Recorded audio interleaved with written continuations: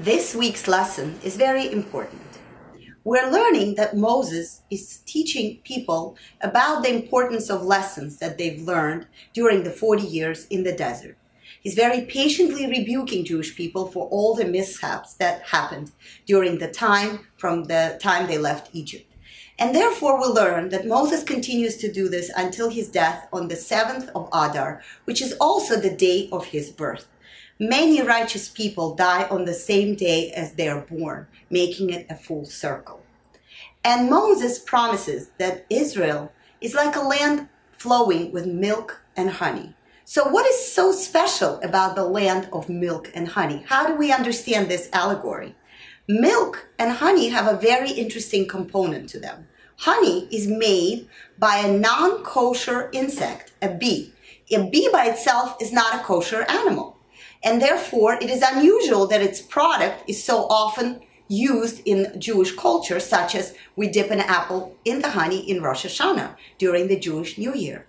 And milk, on the other hand, is while it's produced by a kosher animal, a cow, it is not allowed for us to eat milk together with meat. So both of these products are unlikely products because they are not coming from the source that is, so to speak, expected.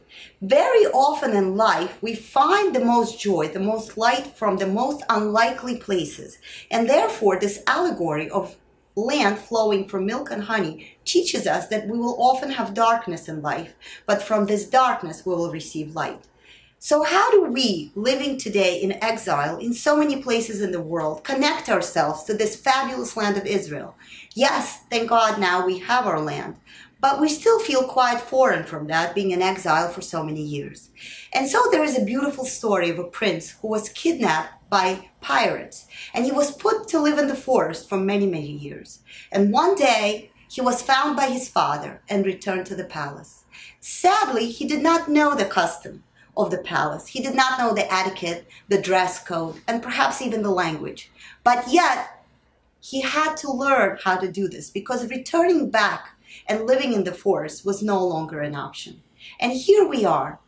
We have discovered our Jewish identity. We're so far removed, many of us, from who we are, from our soul, from our essence. But going back and living with pirates in the forest is no longer an option. Let us learn, let us embrace, let us celebrate our identity. Have a wonderful and meaningful week ahead.